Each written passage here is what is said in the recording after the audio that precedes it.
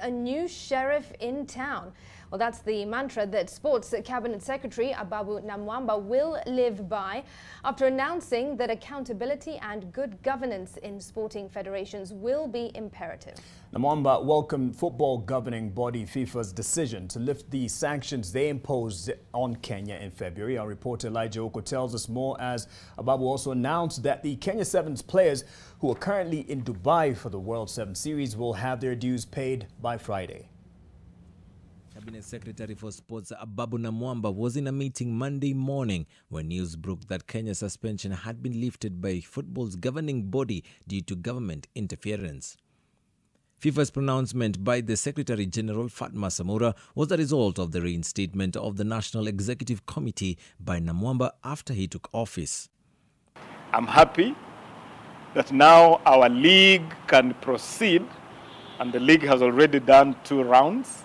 Our league can now proceed with our players and our clubs confident that they are now participating in a legitimate competition that will lead the winners of this league to participate in CAF authorized or CAF sanctioned competitions. Kenya has been out in the cold for the past 1 year after former Cabinet Secretary for Sports disbanded the Football Kenya Federation National Executive Committee on November 11th due to misappropriation of funds, according to an audit report conducted by the Sports Registrar.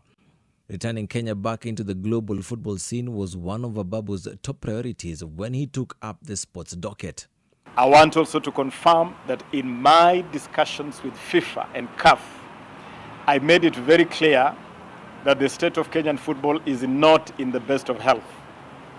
That Kenyan football actually may be at its lowest level ever. And therefore, I made it very clear to FIFA that we have a big job, a big responsibility to lift Kenyan football back, and even better than it has ever been before. Namwamba was, however, categorical that integrity would be the central theme in the federation's governance. I made it clear to FIFA and to CAF that there are certain issues that are still outstanding regarding issues of integrity, issues of accountability, issues of governance, and that is why in the letter that I've just read to you, FIFA is making it clear that issues relating to investigation, issues relating to judicial processes remain alive. Ababu also had an extensive meeting with the Kenya Rugby Union officials concerning the state of the sport in the country after the Kenya Rugby Sevens players announced that they had not been paid their dues for the past 3 months. Kenya Rugby Union Chairman Oduor Gangla admitted the sport had been struggling financially for the past year and Shuja's problems were part of a bigger problem. I want to very sincerely, from the bottom of my heart, offer my unreserved apology as the chairman of the Rugby Union. We've let the players down, we've let the country down, we've let our stakeholders down. We are sincerely sorry. Ababu also announced that the ministry would avail 600 million Kenya shillings to the Anti-Doping Agency of Kenya after a worrying spike of cases involving Kenyan athletes. That any action against Kenya by the World Athletics Council would be drastic, it would be devastating, but we also believe it would be unwarranted. What we need is not action against the Kenyan flag. We need action against criminal elements, individuals that are involved in doping.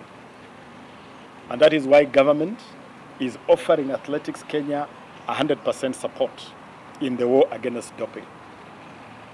We have committed an additional $5 million, that is about 600 million Kenya shillings a year for the next 5 years to aid the war against doping. Elijah Oko, NTV Sport.